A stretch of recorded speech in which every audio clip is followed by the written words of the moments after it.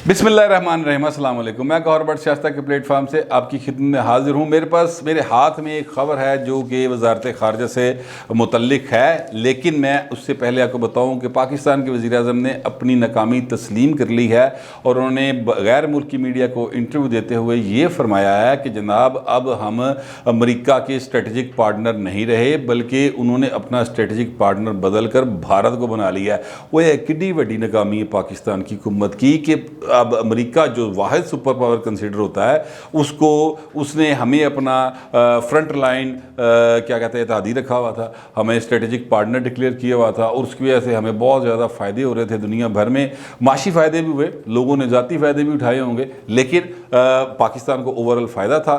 अब इमरान खान साहब जो हैं वो कहते हैं कि जनाब सानू उन्होंने स्ट्रेटेजिक पार्टनर नहीं रखा, तो फिर मैं दसो की करा, मैंने फ़ोन भी नहीं अगला करता।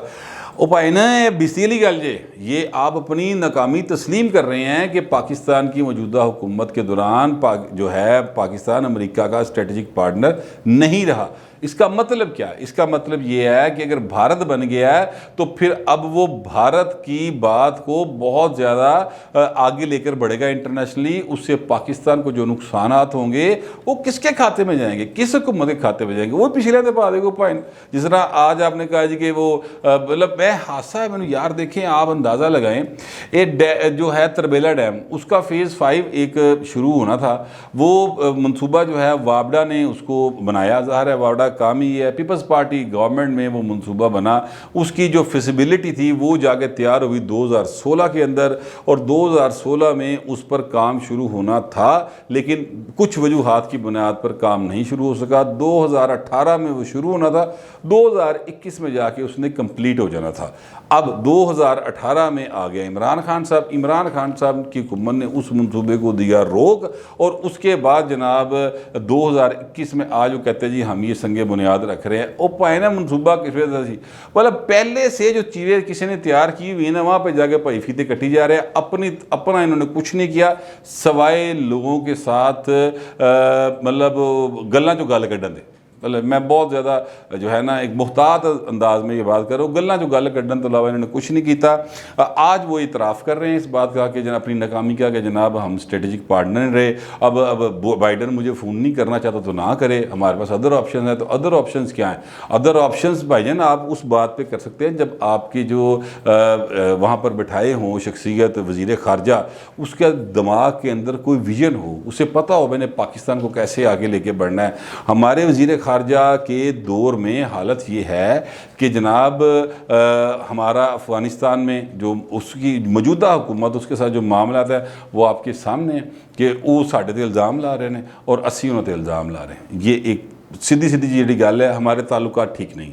अच्छा, उसके बाद जनाब आ जाए भारत हमारा दुश्मन नंबर 1 है, उसके साथ हमारा ताल्लुका ठीक है ही नहीं, बिल्कुल ज़ीरो। हम चाहते भी नहीं करना जब तक कश्मीर का मसला हल नहीं करता। लेकिन उसके बाद आ जाए अमेरिका का सदर आपको फ़ोन नहीं कर रहा। यूरोपीय यूनियन के देख लें हालात, वहाँ पर GSP+ जो है वो मैं आपको बता चुका हूँ कि उसको उन्होंने कहा स्टेटस वापस लो, ठीक है। और उसके लिए वो बल्कि जो गवर्नर पंजाब साहब हैं वो बड़े परेशान हैं।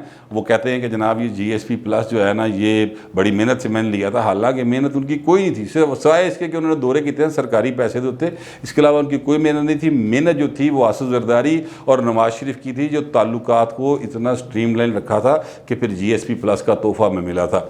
वो भी हम हालात आपके सामने हैं। और फिर ये जो सलामती कौंसिल का इजलास वो तो सारी दुनिया साढ़े खिलाफ हो गई ना, पाकिस्तान को एंट्री किसी ने उन्होंने दिया। ये हैं हमारे जो वज़ीर ख़ारजा साहब हैं उनकी कारकर्दगी, और इमरान खान साहब हैंडसम की कारकर्दगी आपके सामने है।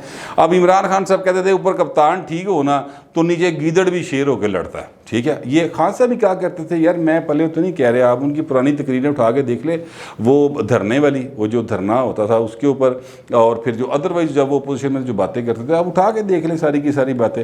अब पता नहीं उत्ते हूँ शेर बैठा है कि गीदड़ बैठा है, मैंने तो समझ नहीं आ रही, क्योंकि यही वज़ीर ख़ारजा थे जरदारी साहब के साथ। उस वक़्त इनकी कारकर्दगी जो थी वो भी सबके सामने है। आज यही वज़ीर ख़ारजा हैं इमरान खान साहब के साथ, और इस वक्त की कारकर्दगी आपके सामने कि पूरी दुनिया साढ़े खिलाफ हुई। चाइना जो वीटो पावर रखता है सलामती कौंसिल के इजलास के हवाले से, वो कहता है जी नहीं इजलास नहीं करना, इजलास नहीं सी होना, लेकिन वहाँ पे इजलास हुआ भी। वहाँ पर पाकिस्तान के ख़िलाफ़ अफ़गानी जो सफ़ीर था, नुमाइंदा था, उसने खुलकर बातें भी की और उन्होंने वो रेजोल्यूशन जो थी वो अडॉप्ट भी कर ली, ठीक है। और पाकिस्तान के हक़ में किसी ने कोई बात नहीं की। ये हमारी सफारतकारी है और ये हमारे जो है ना वो वज़ीर ख़ारजा हैं, ये हमारी ख़ारजा पॉलिसी का हाल है।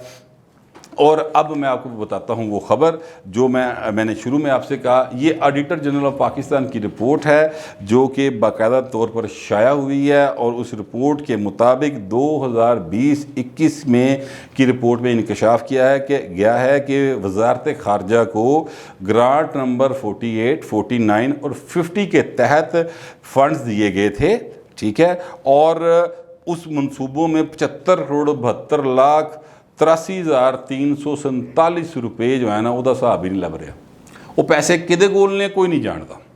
बार बार ऑडिटर जनरल साहब जो हैं वो उनको हदायत कर चुके हैं कि भाजी का हिसाब दो, ए पैसे कितने गए 75 करोड़ रुपया, लेकिन किसी को कुछ नहीं पता कि वो पैसे किधर गए हैं। ये है हमारी वज़ारत जो है ना ख़ारजा, उसकी इंटरनल कारकर्दगी। एक्सटर्नल तो आपके इल्म में है ही है कि दुनिया भर में पाकिस्तान जो है ना वो तनहा होके बैठ गया, और वज़ीर ख़ारजा साहब जो है बड़ा पक्का या मुँह बना देना झूठ बोली जाता, सारे दे विच बैठ के आराम ना कह देगा कि नहीं हमने अफ़गानिस्तान से ये कह दिया, मैं क्या था अमेरिका को हमने वाज़े कर दिया, हमने चाइना को वाज़े कर दिया। इस तरह की गुफ्तगू करते हैं वो, और मतलब गल्लां दे गालड़ विचों काम कोई भी नहीं, मतलब लुक बिजी डू नथिंग, ये उनके हालात हैं। और इमरान खान साहब जो हैं उन्होंने जो इंटरव्यू दिया है उसमें उन्होंने अपनी नाकामी तस्लीम कर ली है। अच्छा, अब ये नाकामी शिकामी उन्होंने तस्लीम कर ली है, लेकिन इससे बड़ी बात भी एक है, और वो बड़ी ख़तरनाक सी बात है जो पाकिस्तान के ऊपर सैंक्शंस लगने की बात हो रही है। और एक ट्रेंड चला बाकायदा तौर पर अफ़गानिस्तान की तरफ से, वो ट्रेंड चला और उसमें कोई 8 लाख से ज़्यादा ट्वीट आए हैं, और जाहिर है कि वो पाकिस्तान के हक़ में नहीं हैं। मुझे बड़ी तकलीफ़ है बतौर पाकिस्तानी कि ये ट्रेंड चला है, लेकिन दुनिया भर में ये ट्रेंड चला, टॉप ट्रेंड चलता रहा।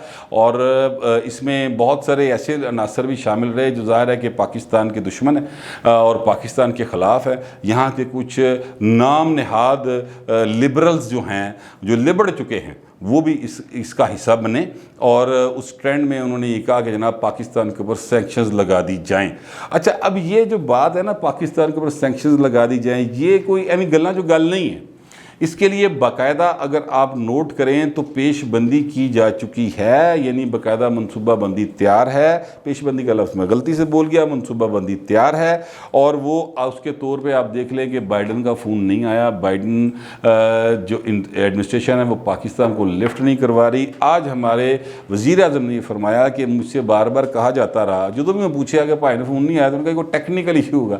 और टेक्निकल क्या इशू होगा भाईजान, मैं तो ये समझने से कासिर हूँ, व्हाट्सएप कॉल है, आप फ़ोन में लाएं जिसको मर्जी मिल जाएगी, इसमें टेक्निकल इशू क्या होना है। वो तो कोई सिग्नल का मसला है। ये वाशिंगटन जो है वो किसी सहराए गोभी में वाक़या है, वहाँ पे सिग्नल नहीं आते, को मरीख से वाक़या है, या इस्लामाबाद जो है वो मतलब है कि काबल दे पहाड़ा ही टुर गया, क्या हुआ आखिर। कोई टेक्निकल इशू नहीं, एक ही इशू है, और वो टेक्निकल इशू जो है वो ये है कि हमारी तरफ से जो सफारतकारी है वो बेहतर नहीं हुई। अगर हम ये समझें कि जनाब अमेरिका हमारे साथ बराबरी की बुनियाद पे बात करेगा तो वो भाइन माजरत दे नाल, मतलब ये है कि चौधरी और जो है ना एक गरीब आदमी मेहनत कश, उसका आपस में कोई मुकाबला नहीं होता।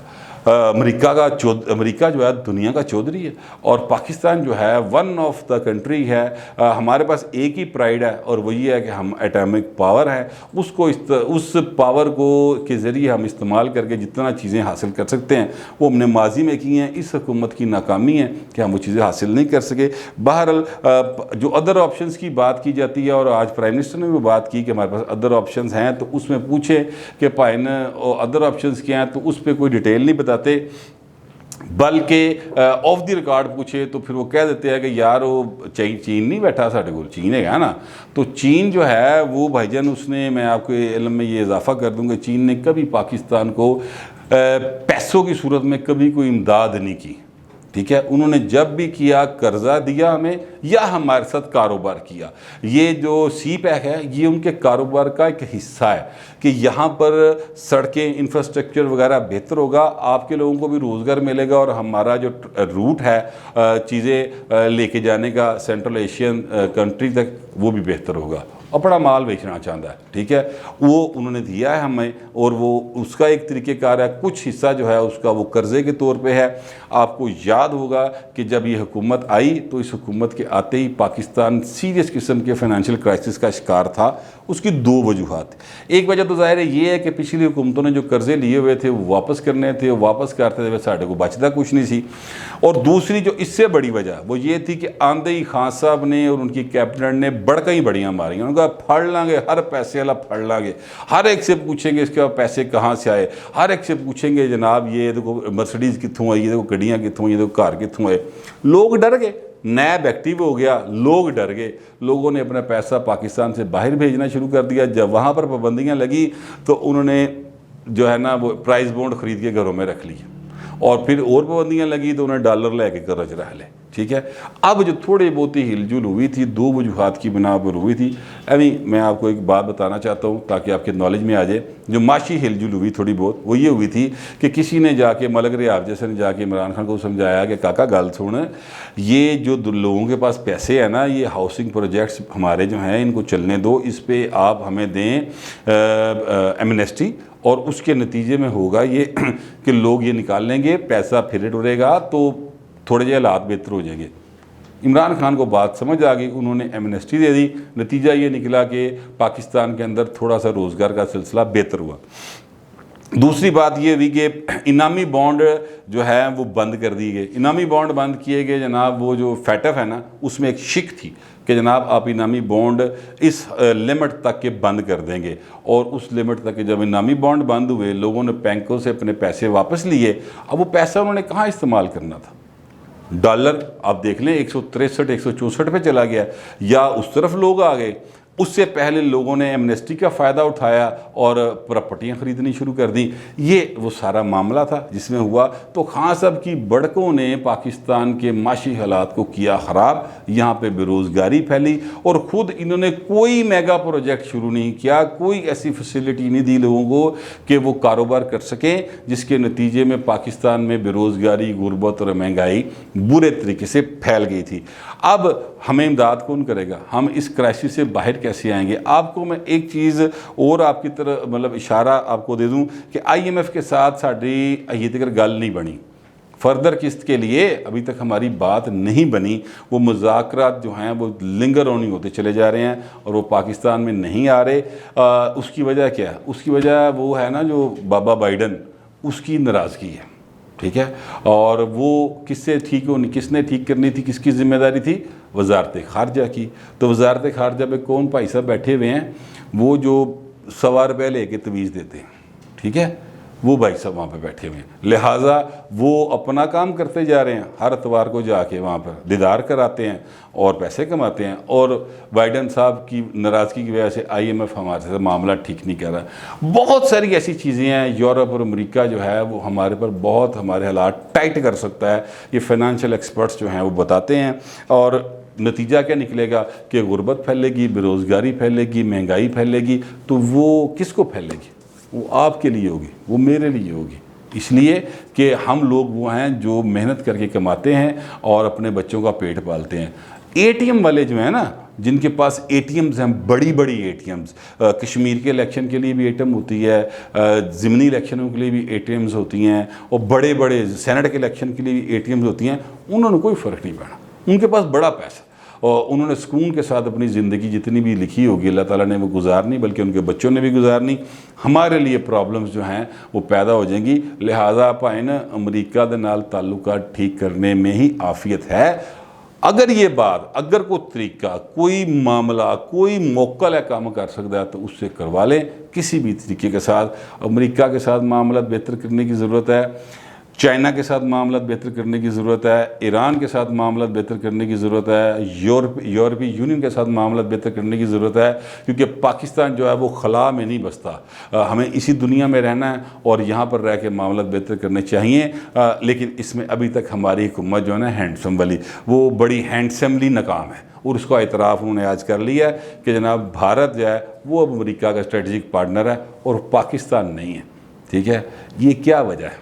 ये सर आपकी नाकामी है। आपने इस बात को आज तस्लीम कर लिया है और आपकी तरफ से तस्लीम करने के बाद जेड़े कोई इक्का दुक्का मुल्क साढ़े को जरा डरे डुरे जो सन ना कि अमरीका ना यार है, ठीक है, तो साढ़े नाल काम खराब हो सकता है, वो भी अब उनका भी झाका लै गया। सर तस्लीम कराया करो, किसी होर थां ते बैठ के खुल्लम खुल्ला इहो जी गल्लां ना तस्लीम कराया करो। लेकिन जितनी उनकी सेंस है उस हिसाब से चल रहे हैं। अल्लाह ताला पाकिस्तान के ऊपर अपना करम और फजल रखे और हमें हर किस्म के मसाइल से बचा के रखे। यही मेरी दुआ है और यही यकीनन हर पाकिस्तानी की होगी। अपना और अपने गिरदनुमा का ख्याल रखिएगा। फिलवक्त इतना ही, मिलते हैं अगले वीलाग।